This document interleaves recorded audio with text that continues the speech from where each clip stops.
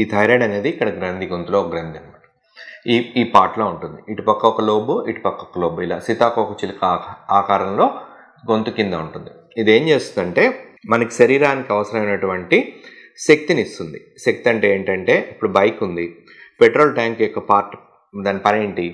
So petrol tank ఆ petrol నింపి petrol మొత్తం ఎనర్జీ ఇస్తుంది అనమాట. అలాగే మన బాడీలో ఈ గ్రంథి థైరాయిడ్ హార్మోన్ అనేటువంటి హార్మోన్ ఉత్పత్తి చేస్తుంది. ఆ హార్మోన్ 2 రకాలు, T3 అండ్ T4 అని 2 ఉంటాయి. ఈ రెండింటిని కలిపి మనం థైరాయిడ్ హార్మోన్స్ అంటాం. ఈ థైరాయిడ్ హార్మోన్స్ మన శరీరంలో మన కండరాలు పనిచేయడానికి, గుండె కొట్టుకోవడానికి, లోపల అన్నవాహిక మొత్తం జీర్ణ వ్యవస్థ పనిచేయడానికి, కిడ్నీలు పనిచేయడానికి, తర్వాత బ్రెయిన్ మెదడు పనిచేయడానికి, ఎదుగుదలకి, బోన్స్ గ్రోత్ అవ్వడానికి, వీటన్నిటికీ హెల్ప్ చేస్తాయి. కాబట్టి థైరాయిడ్ హెల్ప్ చేయని అవయవం అంటూ ఉండదు. సో థైరాయిడ్ హార్మోను ప్రతి అవయవానికి కావాలి, ప్లస్ థైరాయిడ్ హార్మోన్ వల్ల ప్రతి అవయవం బాగా పనిచేస్తుంది. సో ఎనర్జీ ఇస్తుంది శరీరానికి. సో ఈ హార్మోన్లో హెచ్చు తగ్గులు వస్తాయి, ఎక్కువ అవ్వచ్చు, తక్కువ అవ్వచ్చు. ప్లస్ ఈ గ్రంథి యొక్క స్ట్రక్చర్లో చూడడానికి ఏమైనా ఇబ్బందులు రావచ్చు. సో వీటిని అన్నింటినీ కలిపి థైరాయిడ్ వ్యాధులు అంటారు.